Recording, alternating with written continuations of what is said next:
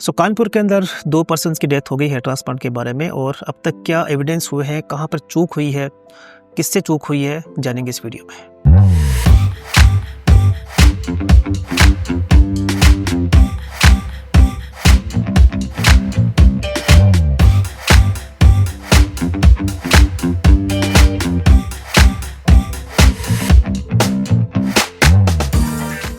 Hello दोस्तों, doctor Zakir this side, your friend and hair transplant surgeon. And इस video में बात करेंगे कि वास्तव में जो अभी कानपुर के अंदर 2 डेथ हुई थी हेयर ट्रांसप्लांट को लेकर या हेयर ट्रांसप्लांट से, तो क्वेश्चन ये अराइज होते हैं कि वास्तव में कहाँ पर कुछ प्रॉब्लम हुई है। क्या किसी डॉक्टर से प्रॉब्लम हुई है या फिर पेशेंट से प्रॉब्लम हुई, क्या कुछ प्रॉब्लम हुई है। अब तक के जो एविडेंस है मैंने कुछ पढ़े हैं और कोशिश मैं करूँगा कि उसको थोड़ा सा मैं एक्सप्लेन करूँ, क्योंकि काफ़ी जो मेरे पास क्वेश्चन आ रहे हैं और मैंने एक वीडियो बनाया है इसके ऊपर, और सेफ्टी को लेकर मैंने वीडियो बनाया था, तो उसके ऊपर आप काफ़ी कमेंट, कम से कम 200-300 कमेंट अभी तक आ चुके हैं।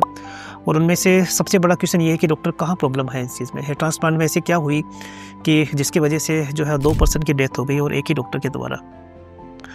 तो देखिए, वन बाय वन हम कोशिश करते हैं इसको जानने की कि कहाँ कहाँ कुछ प्रॉब्लम्स है और कहाँ कहाँ पे इम्प्रूवमेंट होने के चांसेस रहता है।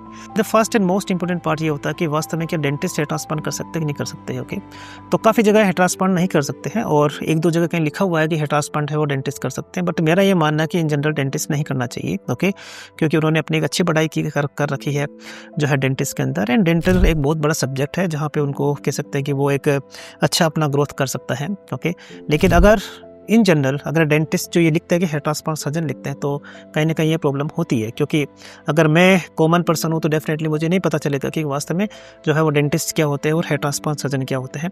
तो अगर मैं कॉमन पर्सन हूँ तो ये मुझे ऐसा लगेगा कि वास्तव में हेयर ट्रांसप्लांट सर्जन ही होंगे, एंड कोशिश या फिर ज़्यादा मैं कोशिश नहीं करूँगा उनके डिग्री वगैरह को चेक करने के लिए।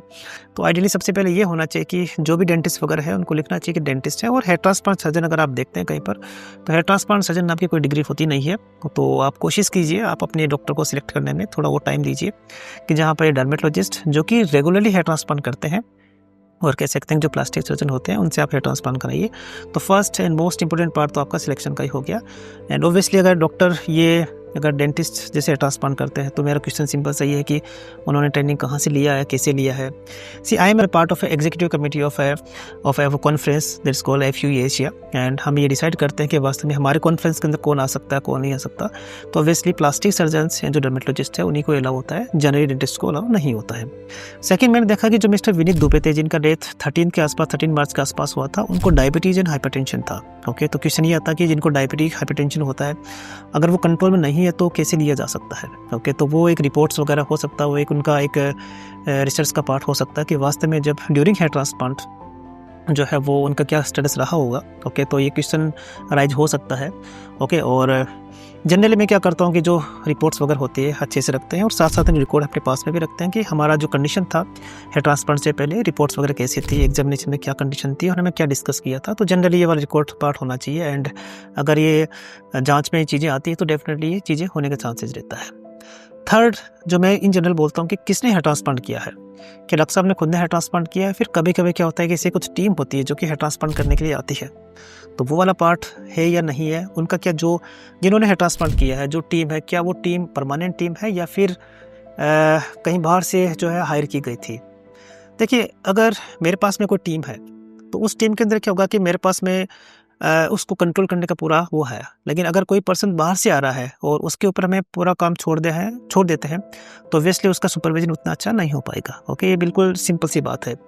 तो ये भी क्वेश्चन कहीं ना कहीं आता है। नेक्स्ट क्वेश्चन आता है कि क्या कम्युनिकेशन हुआ होगा during hair transplant and post hair transplant. तो post hair transplant, post care का पार्ट कितना अच्छे से समझाया होगा उनको, है ना। तो मैंने इसमें जैसे कि इन जनरल मैं क्या करता हूँ कि एक वीडियो बना लेता हूँ उसके ऊपर, और मैंने वीडियो बना रखा कि वास्तव में पोस्ट केयर आपको कैसे करना है, क्या क्या करना है, कौन कौन से अलार्मिंग साइन होते हैं, कब डॉक्टर से कॉन्टैक्ट करना है। ओके, और कॉन्टैक्ट पर्सन आपका कौन सा होगा। तो ये वाला पार्ट कितना जो है वो आपका मतलब कि इंफॉर्मेशन दिया गया होगा किसी भी वहाँ पे स्टाफ के द्वारा या डॉक्टर साहब के द्वारा। ठीक है, तो ये क्वेश्चन हो सकता है। और मैंने ये भी देखा है कि उनकी जो वाइफ है उन्होंने कॉन्टैक्ट किया था डॉक्टर से, और वो एक जो कुछ कम्युनिकेशन कुछ गैप वगैरह रहा है उस केस के अंदर। तो ये कुछ चीज़ें कह सकते हैं कि आपका जो हुआ है कहीं ना कहीं जो गैप हुआ है, और इन्हीं की वजह से फिर ये वाला कंडीशन शायद बना होगा। और इसमें कुछ इन्फॉर्मेशन एक्स्ट्रा और ही की जा सकती है बिकॉज ये भी जाँच चल रही है इसकी।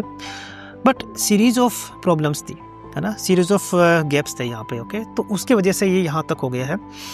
मान के चलिए अगर 2 या 3 चीज़ें, जैसे कि 2 बीच में कुछ चैलेंजिंग चीज़ें आती है, तो अगर डॉक्टर अच्छे से ध्यान रखे ना, तो ये इस स्टेज तक जनरली नहीं पहुँचने देते। एग्जाम्पल, अगर आपका एक सिलेक्शन बहुत अच्छा होता है कि डॉक्टर सिर्फ जो अच्छे डॉक्टर हैं, जो लगता है कि वास्तव में डेली हेयर ट्रांसप्लांट कर रहे हैं, उन्हीं से हेयर ट्रांसप्लांट कर रहे हैं, तो वो आपका ज़्यादा ध्यान रखेंगे। सेकेंड पार्ट है कि रेगुलर कर रहे हैं कि नहीं कर रहे हैं, तो सारे complications, during complications, post complication के ध्यान रखने वाले होते हैं डॉक्टर जनरली। उसके बाद में एक कम्युनिकेशन वाला पार्ट होना ज़रूरी है कि भाई कुछ प्रॉब्लम हो नहीं हो, कैसे आपको कॉन्टेक्ट करना है। और मैं ये कोशिश करता हूँ जनरली कि आपको पोस्ट हेयर ट्रांसप्लांट आप अच्छे से ध्यान रखिए अपने आप का, और डॉक्टर के कॉन्टेक्ट में रहिए। ओके, और जो दूर से हेयर ट्रांसप्लांट कराने आते हैं, तो उनको बोलते हैं कि 2 या 3 दिन तक आप यहीं पे स्टे कीजिए और हमारे आसपास ही रहिए, ठीक है, ताकि हम उनको ज़्यादा सेफ बना पाए। राइट, तो ये था with best of my knowledge इस केस के बारे में। और ऐसा कोई अपडेट आता तो डेफिनेटली मैं उस पर वीडियो बनाऊंगा, और अगर आपको कोई क्वेश्चन है तो डेफिनेटली आप लिखिए, मैं उस पर कमेंट करने का कोशिश करूँगा। Thank you so much for watching this video.